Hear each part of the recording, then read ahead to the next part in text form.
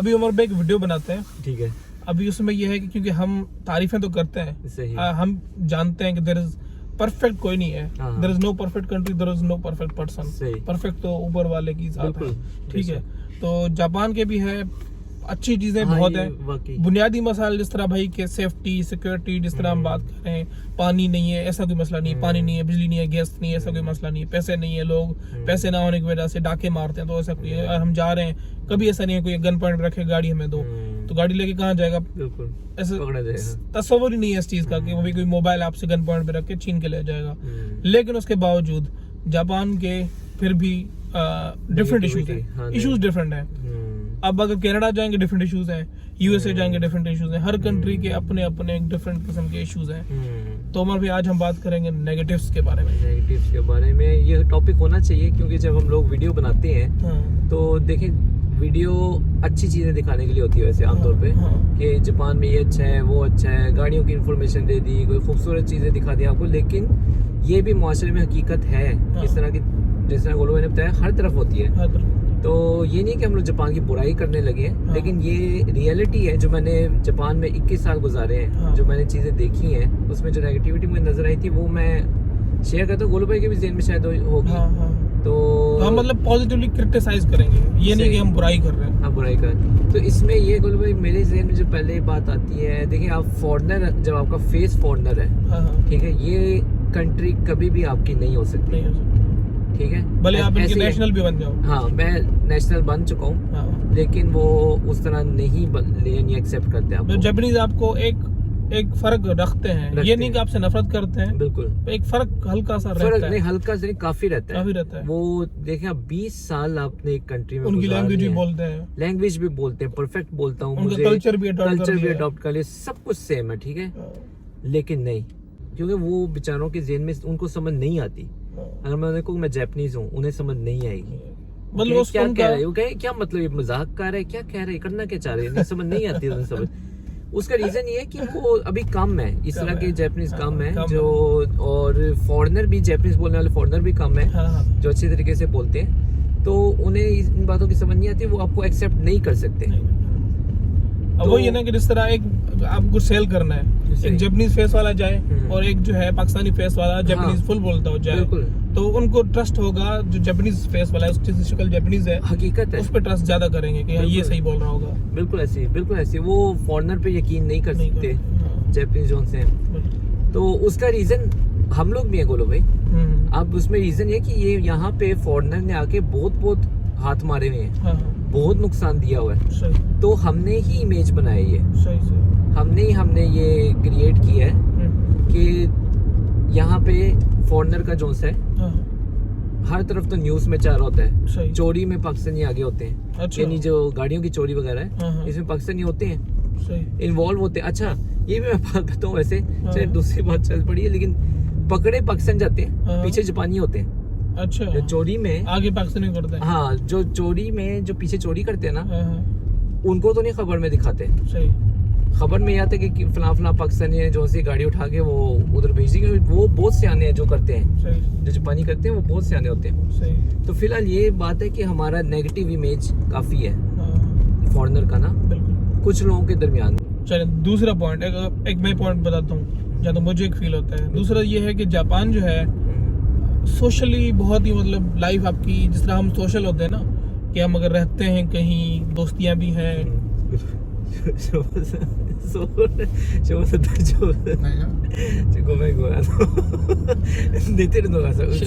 पता नहीं क्या इन्होंने शुरू किया।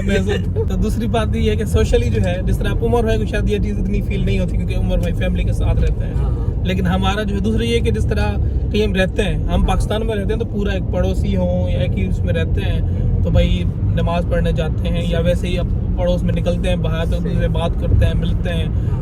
घर के बाहर एक बेंच सी पड़ी होती है पड़ोस की, जो है जो अम्माएं होती हैं, बड़े गप्पे शप्पे मारती हैं, बड़ा एक माहौल बना हुआ होता है। तो यहाँ पे ये है कि भाई बस पता है कि अब जिस तरह मेरा पड़ोस है, 3 साल 2.5 साल गुजारे, 2 साल वहाँ पे मैंने गुजारे। अब ये वो ये जानते हैं कि भाई ये नगोया इंस्टीट्यूट में PhD कर रहा है, पढ़ता है, बस मुझे पता है कि भाई ये यहाँ इस घर में एक अंकल एक आंटी रहते हैं, उनका एक कुत्ता है, और उनके हाँ। बच्चे जो है वो उनसे मिलने कभी नहीं आते, वो किसी दूसरी स्टोर के वो जॉब करते हैं। और जापान में ऐसा नहीं है ना। हाँ। इन जापान में अब इसका मैं आपको रीजन बताता हूँ। जापान में क्या होता है, हाँ। जापान में ये है कि आपके पास 2-3 दोस्त होते हैं अच्छा। जिनके साथ बातचीत कर सकते हैं, उसके अलावा इनके दोस्त नहीं होते। हाँ। ये दोस्त बना नहीं सकते, बनाते नहीं है, हाँ। ट्रस्ट नहीं करते, नए दोस्त के ऊपर इतना ट्रस्ट नहीं करते। जो इनका पुराने वक्त से इनके साथ जो दोस्त है ना, उसके ऊपर ज़्यादा ट्रस्ट करते हैं, सही। जो स्कूल लाइफ से जानते हैं। तो जब जापानीज की नेचर ही ऐसी है कि अपने नए दोस्त नहीं बनाते इतने जो डीपली दोस्त हो। सही। हमारा पाकिस्तान में ये हर एक के साथ सलाम दुआ है, बहुत जानने पहचानने वाले लोग बहुत सारे होते हैं। इन जापान में बिल्कुल ऐसा नहीं होता। तो उनके दरमियान एकदम से एक फॉरेनर आए तो उसको इस तरह एक्सेप्ट नहीं कर सकते ये, तो ये प्रॉब्लम है। तो हमें फिर इशू ये आता है कि हम यहाँ पे आए, किसके दोस्त भी बने, लेकिन आप किसी इतना डीपली दोस्त नहीं बन सकते। ऊपर ऊपर का ही ऊपर होगा, सही। ऊपर हेलो है कि बाकी खत्म। ऐसी ऐसी। तो फिर क्या होता है कि एक बंदा एक जिस तरह एक लोनली फील करना शुरू करता है। हाँ। जो यहाँ पे नया बंदा आता है, मेरी तो फैमिली है, हाँ। जिसके फैमिली है उसको कोई मसला नहीं उसको है, कोई मसला नहीं। लेकिन मसला उनको आता है जो यहाँ पे नया बंदा आता है। हाँ। आप क्लास में एंजॉय करेंगे, जैसे ही क्लास का टाइम खत्म sayonara बाय बाय, हाँ। बाकी वो हाल चाल कुछ नहीं है, कोई इंजॉय फ्रेंडशिप कोई नहीं है। नहीं है। अब इस तरह की फ्रेंडशिप आपको जापानी में नहीं मिलेगी। कोई जापानी आपको इस तरह का नहीं मिलेगा जो इसकी फ्रेंडशिप हमारी तरह की हो। बिल्कुल। नया आप बनाने की निकले, कोशिश करें, कहीं नहीं मिलेगा। नहीं मिलेगा। ऊपर से आपके साथ रहेंगे। सही। तो ये प्रॉब्लम है जापानियों की। यहाँ पे बंदा आता है, हमारे जो पाकिस्तानी यहाँ पे आते हैं, मैं किसी को नहीं देखा कि इस तरह कोई जापानी के साथ दोस्त हो, मतलब बहुत क्लोज दोस्त हो। बिल्कुल। सही। उनको मैं देखा है जो जापान में पढ़े हुए हैं, पैदा हुए हैं। हाँ। बच्चे जो पाकिस्तानी बच्चे जापान में यानी उनके माँ बाप आए हैं, बच्चे यहाँ पे पैदा हुए हैं, हाँ। उनके दोस्त हैं, अच्छा। उनके जापानी दोस्त हैं। सही। लेकिन जो बंदा, अब बहुत सारे लोग जापान में आना चाहते हैं, हाँ। लेकिन वो ये भी एक्सेप्ट कर लें कि यहाँ पे आपको उस तरह की फ्रेंडशिप नहीं मिलेगी जो आपके पाकिस्तान में दोस्त है ना, जिस तरह की फैमिली है, हाँ। जो आपके दोस्त है, वो आपको जापान में नहीं मिलेंगे, वो आप बना भी नहीं सकेंगे। ये रियलिटी है।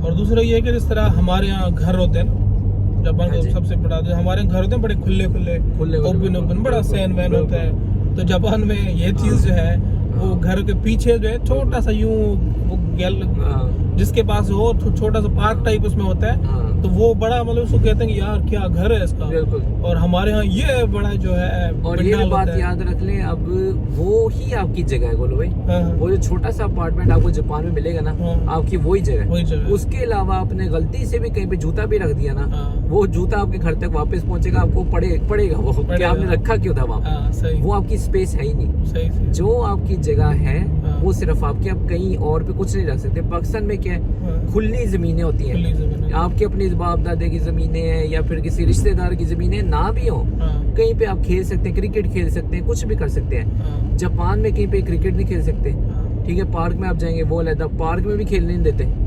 पार्क में कहते हैं कि वो परमिशन एक लेना पड़ता है एडवांस में। कुछ पार्कों का फिर पे करना होता है। गली में कहीं पे नहीं खेल सकते, गली कुछ में भी नहीं खेल सकते गली के अंदर, वो भी मना होता है, चीजें मना होता है। इस तरह की वो बहुत सारी चीजें हैं आपको जो यानी ये मसला आता है इन चीजों का ना। और स्पेस का भी मसला है, स्पेस इनके पास कम है। और दूसरी चीज है जापान और इवन पूरी मतलब कनाडा हो गया, भले वो अमेरिका हो गया, जो भी डेवलप्ड कंट्रीज हैं उनका है टैक्सेस बहुत होते हैं वहाँ पे। बिल्कुल। हर चीज पे टैक्स होता है। पाकिस्तान में भी टैक्सेस होते हैं, लेकिन हाँ उनका ये कि बदले में टैक्स तो लेते हैं, बदले में आपको देखे अपना आपको स्ट्रक्चर सब कुछ दिया होता है, लेकिन ये है कि टैक्सेस बहुत ज़्यादा, सैलरी एक बड़ी अमाउंट मिलती है, लेकिन उसमें से काफ़ी डिटेक्ट भी हो जाता है। जापान में जापानी भी रोते हैं, इतना टैक्स है, इतना टैक्स है। जापानीज भी बाकायदा रोते हैं कि यार बहुत टैक्स है यहाँ पे। लेकिन टैक्स देने का फायदा ये है, यहाँ पे बहुत टैक्स हो रहा है ना, तो आप देख लें ये हाईवे कितनी खूबसूरत बनी है, रोड्स कितनी खूबसूरत है, सिस्टम कितना अच्छा। फायर ब्रिगेड का मैं आपको कल किस्सा बताऊंगा तो भाई, मैं गुजरा था तो मेरे सामने आग लगी एक जगह पे, यानी बिल्कुल अभी लगी थी, स्टार्ट हो रही थी। एक फायर ब्रिगेड आई है, दूसरी आई है, मैं कहा दो इनफ है, वो बड़ी 5-5 बंदा उसके अंदर बैठा होता है। मैं जाता जा रहा हूँ, 10 गुजरी मेरे सामने से, और इतनी सी आग के लिए मैं एक बिल्डिंग के नीचे यूं हल्की सी ना निकली, ये 2 इनफ है उसके लिए, इतना नहीं आग नहीं निकली थी, उसका भी धुआं ही निकल रहा था अभी। बोल मैं नगोया सिटी के अंदर था, मैं गुजरा था। अच्छा। इतनी वो गुजरी, फायर ब्रिगेड गुजरी है, मैं हैरान हो गया। अब ये टैक्स है, ये टैक्स से इस्तेमाल सिस्टम है, वो जान की कीमत ज्यादा है। अब उन्हें ये नहीं है कि 10 निकली है, वो एक जान बचाने के लिए जा रहे हैं सारे। उन्होंने कहा एक भी जान अगर बच गई ना तो सस्ता काम है, तो आपकी जान की हिफाजत भी है, जान की कीमत है, जान की कीमत है यहाँ पे। वही टैक्स है, आपको फायर ब्रिगेड भी है, वही टैक्स है जो आप पे करें, आपको एम्बुलेंस भी है, टैक्सेस हाई है लेकिन बदले में ये है कि आपको उसका तो निज़ाम सारा, और ये हाईवे वगैरह भी बोलो बहुत एक्सपेंसिव बनती है, इतनी एक्सपेंसिव बनती है, आप सोचेंगे अगर आम कंपनी हो ये आपको 5 गुना 10 गुना सस्ती बना सकती है। ये रोड जितनी बनती है ना, 1 मीटर की रोड पे पता कितना कितना हजार मान ओकू लगता है इसकी 1 मीटर की रोड के ऊपर। आम कंपनी बनाए ना वो सस्ती बना सकती है, लेकिन ये क्या करते हैं, बार बार मीटिंग करते हैं, बार बार उसका वो लेते हैं, उसका डिस्कशन करते हैं उसके ऊपर, फिर जाके ये हाईवे बनती है, कोई निज़ाम खराब ना हो, परफेक्ट चीज़ बनाते हैं जापानीज।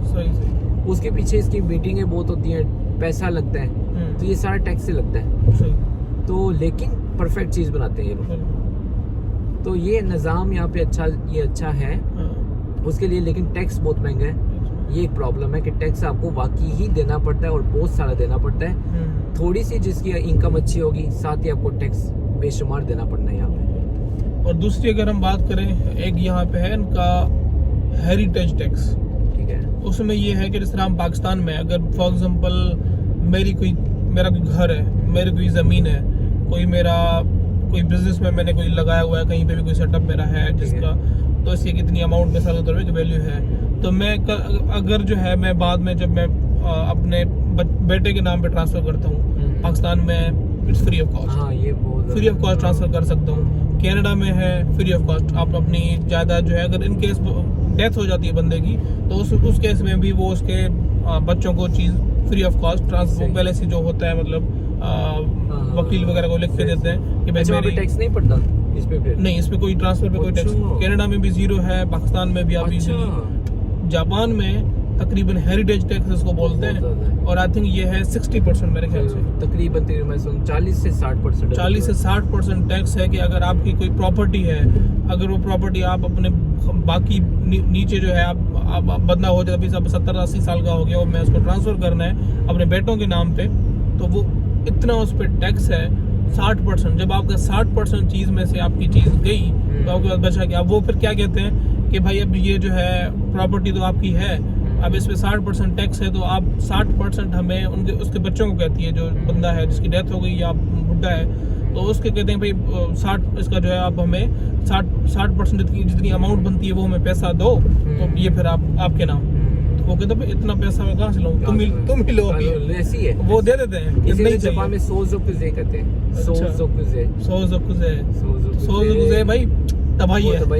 अभी मैं खुद देखा लोगों को वो अपनी ज़मीनें यानी फोत होने से पहले नाम चेंज करवा रहे होते हैं, क्योंकि वो फिर भी बच जाता है पैसा, यानी वो पहले ही आप नाम चेंज करवा दें, थोड़ा कम यानी कम का मतलब ये है, मरने के बाद अगर आपको देना पड़ना है, चेंज करना पड़ना है, वो फिर पैसा बहुत ज़्यादा लगता है, सोज़ोकुजे लगता है, इसलिए पहले ही आप चेंज करवा लें तो उस पर टैक्स आपको कम हो जाता है, कम क्या वो काफ़ी कम होता है उस पर, यानी इसका मतलब ये कि गवर्नमेंट यही चाहती है कि भाई प्रॉपर्टी तुम्हारी है लेकिन असल में तुम्हारी नहीं है, हम छीन लेंगे तुमसे, किसी न किसी रूल लगा के, कोई ना कोई उल्टा सीधा लॉ लगा के प्रॉपर्टी तुमसे हम ले जाएंगे। मतलब और कोई चीज़ है, एक तो टैक्स का प्रॉब्लम है, कोई फ्रेंडशिप की प्रॉब्लम है, जगह की प्रॉब्लम है कि आपके पास जगह कम होती है यहाँ पे, और दूसरा मुझे लगता है कभी कभार जापानी के 2 फेस है, मुझे लगता है, एक बाहर दिखाने के लिए, हाँ इसे जापानीज में ये तो बड़ी अच्छी बात है, इसे कहते हैं थातेमाए का मतलब है कि यानी आपने ऊपर से रहना, उसको थातेमाए जब जापानीज ये वर्ड है और बहुत मशहूर वर्ड है क्योंकि